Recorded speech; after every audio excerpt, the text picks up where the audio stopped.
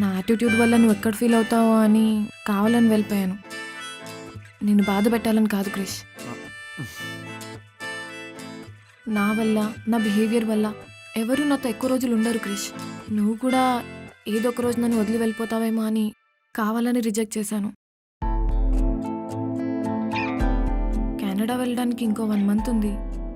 కానీ ఇక్కడే ఉంటే నువ్వు నాకు దగ్గర అవ్వలేక, దూరం అవ్వలేక ఇంకెక్కువ బాధపడతావేమో అని బెంగళూరు వెళ్ళిపోయాను.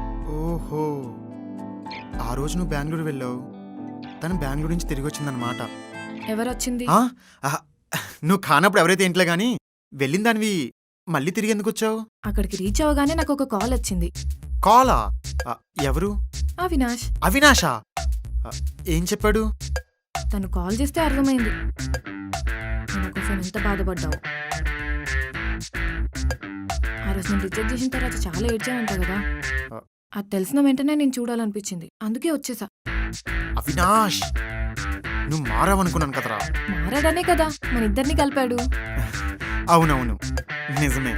నీకు మీనాతో ఏదైనా ప్రాబ్లం ఉంటే చెప్పు, నేను వెళ్ళి మాట్లాడేస్తా. వద్దు, ఆ పని మాత్రం చేయకు. అసలే తను డిప్రెషన్లో ఉంది కదా.